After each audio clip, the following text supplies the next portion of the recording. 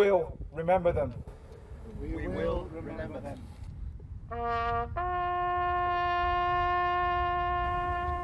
Coming together to heal together. The 11th hour of the 11th day of the 11th month is all about those lost in conflict since the First World War. But for those serving here on Op Eric 17, it also has a raw edge to it, and all the more meaning in a place like this. Being here, rather than hear on the news back in the UK, you hear it happening, and every time Op Minimise comes on, your heart sinks a little bit, because it could be another father, a son, or someone's daughter, whatever, that have lost a life, and it's quite humbling.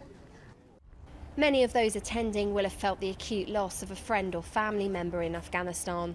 WO2 Amanda Game lost her brother Darren in 2010.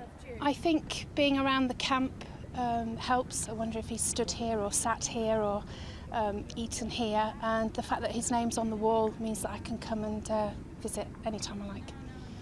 Private Christopher Kershaw, 3 Yorks. Private Daniel Wade, 3 Yorks. The Roll of Honour, a chance to reflect on the names of those personnel killed in action since Remembrance Sunday last year and make sure their memory lives on. It is through this that we walk forward. That's the theme I wanted to try and get across today, that we will all have memories. Some of them will be quite painful, naturally, but it is the memories that are a gift to each one of us that we need, and we need to, in a sense, recount what's happened to us. We need people to know what's happened to us, and for the nation's sake, to understand why we do these things.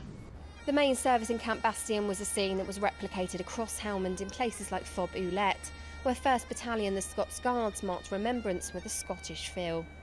Also paying his respects in theatre was the newly appointed Minister for Defence Personnel, Welfare and Veterans. Marc Francois laid a wreath at the memorial site in Camp Bastion.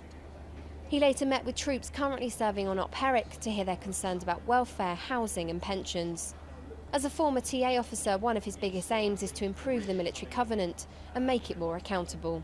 Every year now, the Secretary of State will have to report to Parliament on the state of the Armed Forces Covenant, and I want to see every year we have that annual sit-rep, that there's improvement in areas like health, welfare, education, so that our service personnel and their families, it's not just about them, it's about their families as well, so that they can see year on year we're doing that bit better.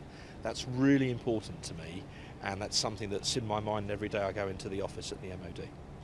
As another Remembrance Sunday passes here in theatre, servicemen and women serving in Afghanistan have vowed once again never to forget the names of those who inscribed here on this memorial. Ali Gibson, Forces News, Camp Bastion.